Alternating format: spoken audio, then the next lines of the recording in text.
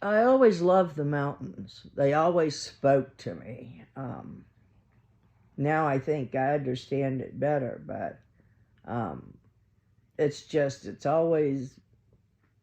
was always natural for me. The beach was never natural for me. Out in the woods was natural, but the beach, No.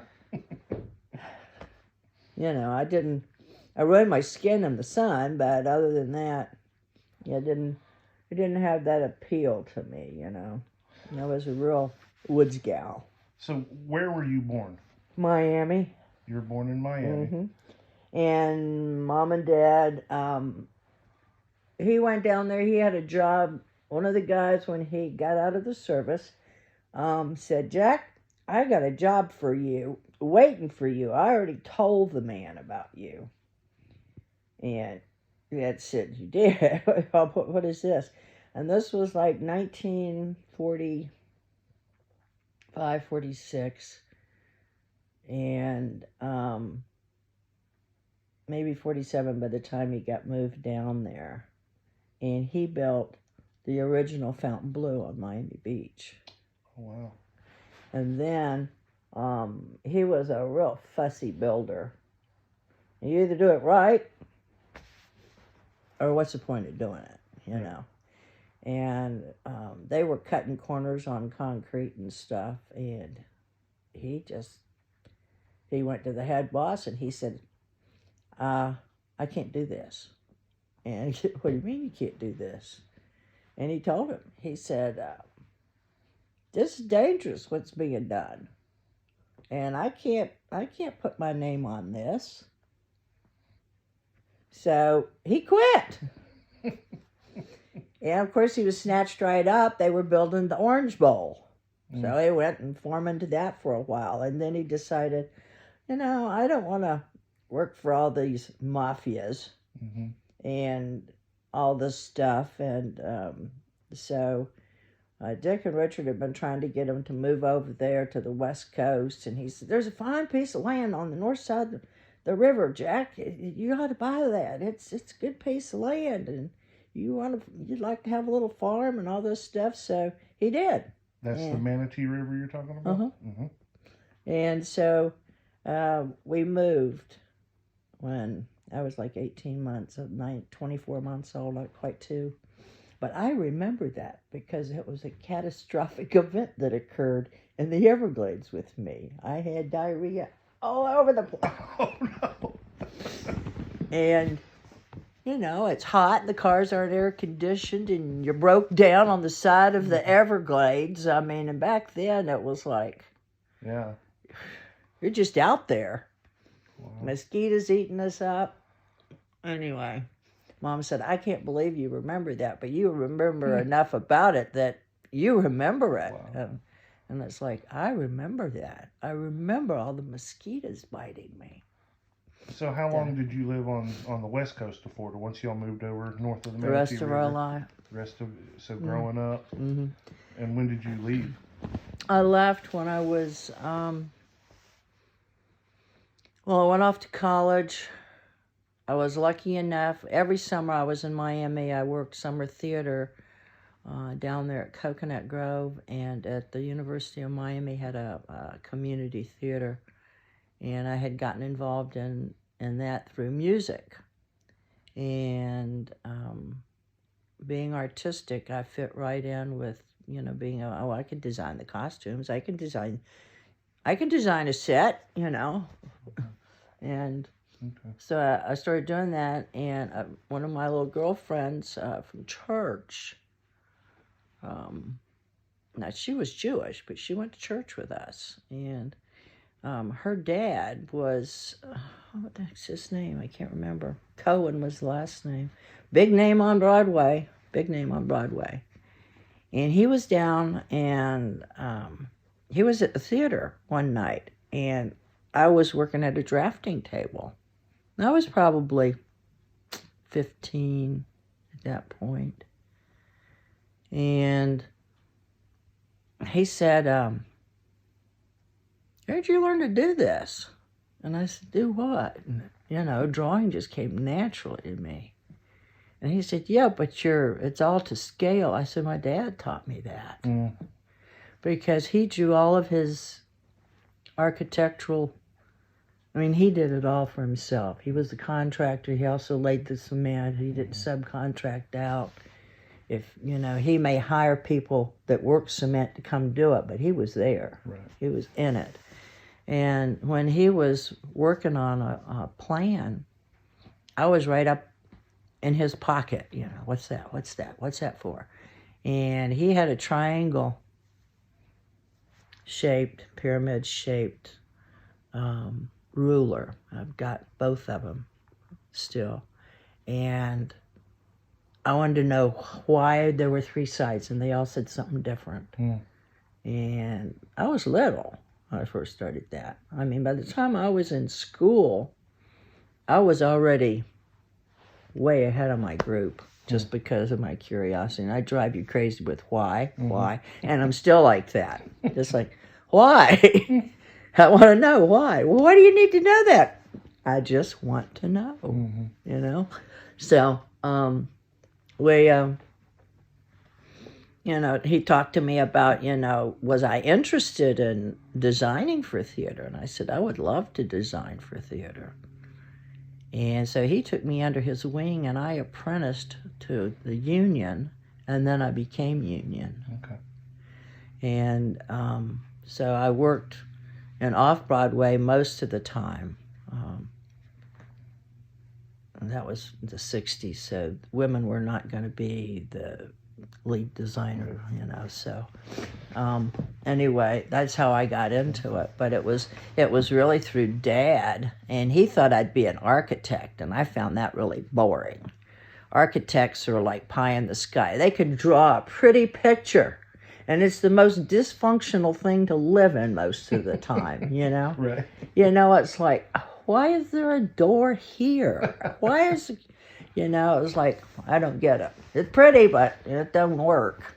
So, well, tell me about the living around the Pope family in Manatee County. Was it Manatee County? Okay. And just some of your memories of what I would call Aunt Tish, which would be your grandmother. Yeah. And her sisters, and just the people that you remember in some of those family memories. Oh gosh, we were always out there. Mom was always going out there to help Murdy and Mama, as she called her, Grandma. We're canning, or we're butchering hogs, or we're putting up guava jelly, or all this neat stuff. And we used to do all of that in that great big syrup, cast iron syrup. Vats that they have some at where they have the reunion, those big sugar cane vats. Sugar cane vats, right. Papa Pope had one, and it was used for everything. We scalded hogs in it. We canned jars in it, or cans. Back then, before we had jars, they had cans, and you had this little thing, and you put the lids on them, and it crimped them.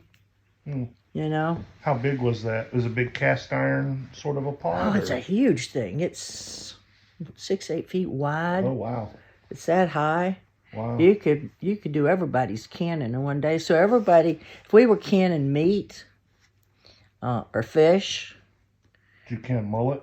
Yeah, we can mullet. And what is that other stuff? Red horse. I don't think there's any red horse left in Manatee County. It's up in the Panhandle now. You can still get red horse sucker. I didn't know those existed in Fort. I'm familiar with them around here, but they look like salmon and they smell like salmon and they taste like salmon. They're a healthy fish, but most people don't. They just think they're junk fish. But people thought mullet were junk fish and poor people's food. And I said, yeah, well, that poor people food saved the South too, didn't it? If it wasn't for black-eyed peas, we'd all been starved to death because the Yankees left every bit of the black-eyed peas they thought was cow feed. Cow peas. It was like, great, because we got greens growing out the wazoo here. We got plenty of food. Good food, too. Good food. So, yeah. So it was just, we'd be out there, and it'd be all day. And, when they'd get really aggravated with us, they'd give us all a broom and make us go out and sweep the yard. which I never really understood. But So you didn't have grass growing in the yard? no, you don't want Just no grass. hard It was pack. just hard pack and sweep all the acorns and the leaves and, want to keep it pretty. Now, would that been at Grandma Kennedy's house? No, or- it was at the old home place at the end of Pope Road. Okay. And all of that's gone now. All of it's gone, unfortunately. There's Wood Ranch. What was Grandma Kennedy like? Like, what was her personality? Or Oh, God. She was Irish to the core. She had always wore an apron. And on one side, she had her pocket knife and her harmonica. And the other side, she had a pearl-handled derringer. Really? And if she had lived to hear radio, she'd have danced herself to death. She about did anyway. Really? But, yeah. She jigged and reeled all the time. And all those girls loved to dance. Of course, that was kind of frowned on. And they were all religious, but, they let them go over to someplace off of Highway 72, not in Duet, beyond Duet. Like going toward Ona or Zolfo or Lithia Springs, or I can't even remember anymore, somewhere out there. And there was like a community there, and it was all whoever owned the ranches it was their workers and stuff. Okay. Had a little town, a little store, and all that stuff. And they always had big square dances, and a lot of times they'd have tent revivals. So anyway, somebody in the family called, the dances. So Mama and Aunt BB and them would get to go, and Grandma Kennedy loved it, but she got so old she couldn't go anymore. But she'd just get up and dance. She'd hear a tune in her head, and she'd just be dancing and turning. She was great. She was very quiet, very observative, and she didn't say a whole lot, but she said it without being verbal. You know what I mean? And she was just a really neat soul, Always wish I'd had more time with her. You said it was a musical family. Yeah. There was a lot of singing, playing the piano. Yeah. I wrote a story. It's never been edited, so it's overly long and, could be cut way, way, way, way, way down. But it's about one of the dinners under the oaks down at the end of Pope Road on Mill Creek.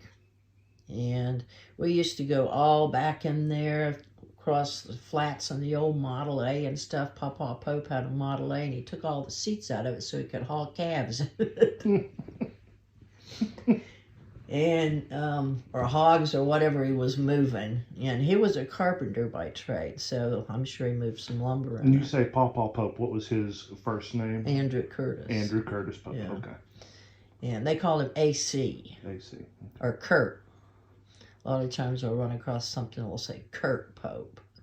But he was a county commissioner when the county seat was at Pine Ridge, which is off Highway 70 going toward Arcadia.